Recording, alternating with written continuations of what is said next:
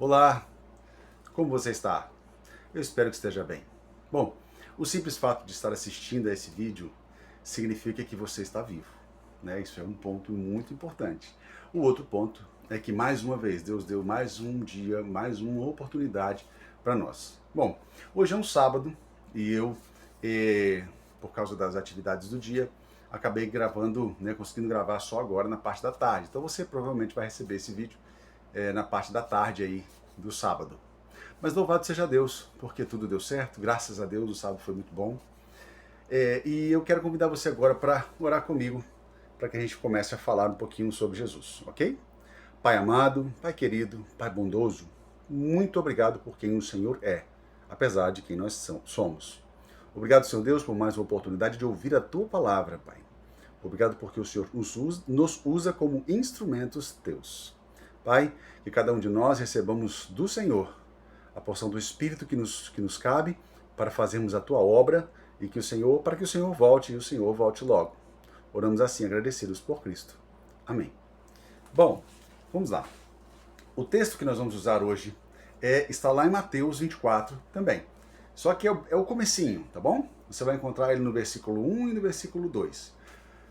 Os discípulos trazem Jesus, né, ou talvez estivessem passando por ali, perto do templo, o templo de Salomão, que era o orgulho de Israel.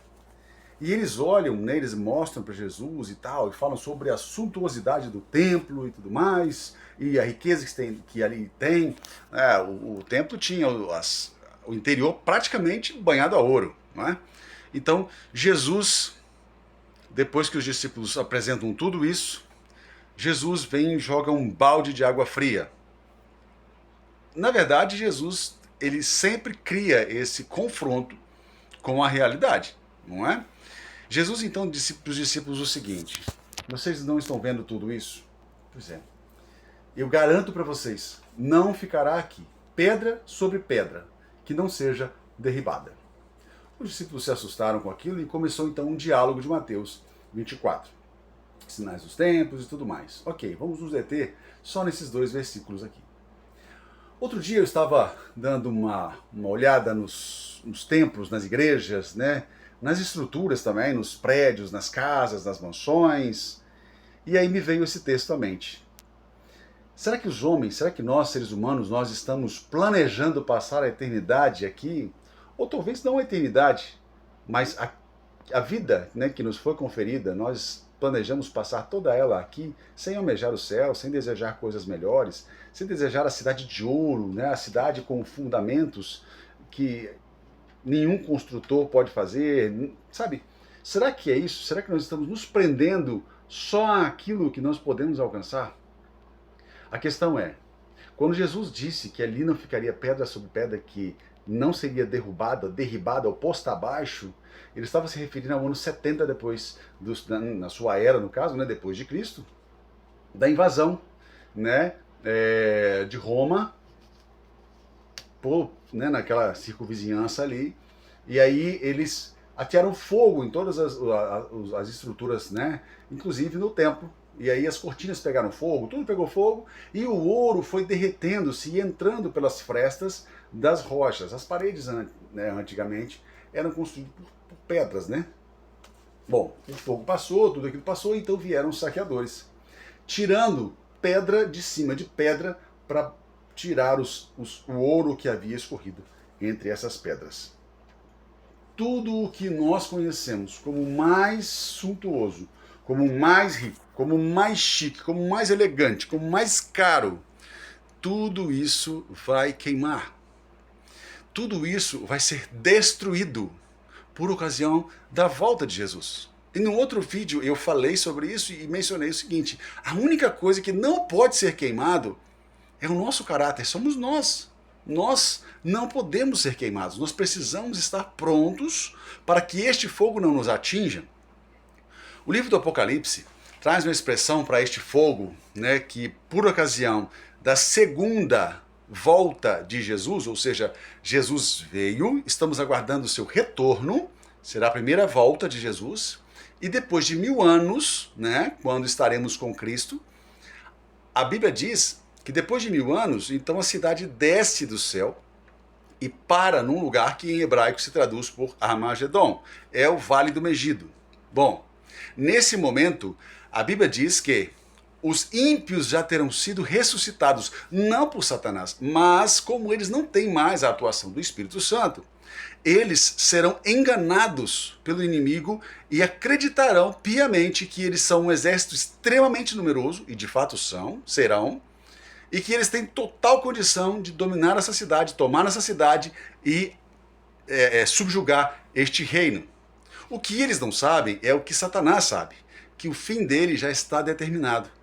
Então a Bíblia diz, então desceu fogo do céu e os consumiu a todos. Do mal, a Bíblia diz que não ficará nem raiz, nem ramo. Tudo será consumido, tudo será destruído. Tem uma ilustração, aliás, é uma situação real, mas que nos cabe uma ilustração muito interessante. Bom, foi encontrado um tijolo da época de Nabucodonosor, que hoje se crê com certeza, né, pelas provas e evidências, que este tijolo ele estava sim lá na cidade de Babilônia e é original daquela época. Mas o que acontece?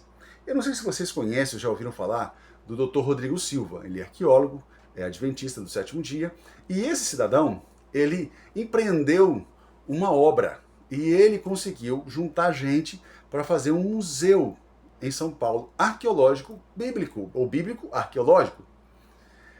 Lá no UNASP, nós temos um museu bíblico arqueológico. E este tijolo que eu estou dizendo para vocês está lá no museu, ok?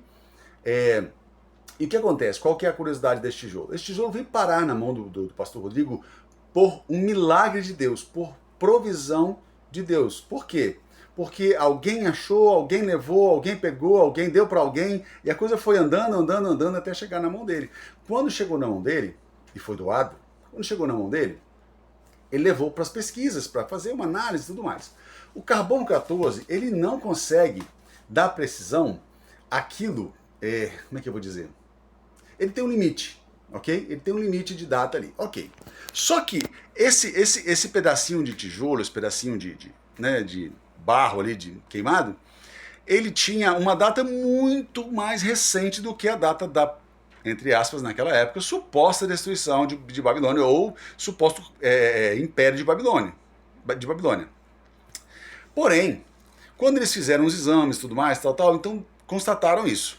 Porém, e aí, o Dr. Rodrigo ficou extremamente triste, né, porque, poxa vida, eu achei que fosse tal, não é original, mas alguém levantou o dedo e disse assim, fique tranquilo, nós vamos reavaliar.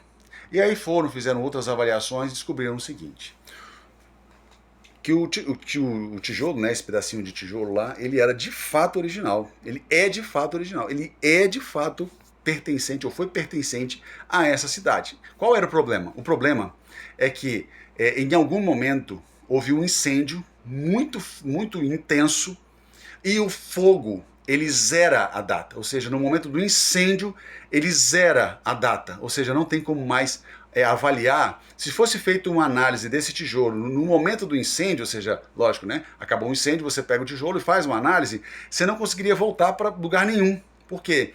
Para o carbono 14, aquele era o momento zero do tijolo. Por que eu estou contando isso?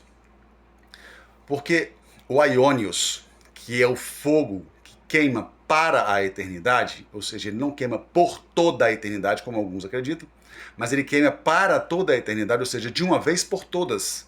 Este fogo que Apocalipse apresenta, o aionios, que desce e queima tudo, ele tem alguns objetivos. Um deles é purificar a terra, eliminando o pecado e suas raízes, e o outro é zerar a história do planeta Terra.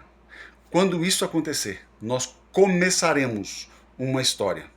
E você lembra, talvez você já tenha visto outros vídeos, e eu já comentei o seguinte, nas histórias de Jesus,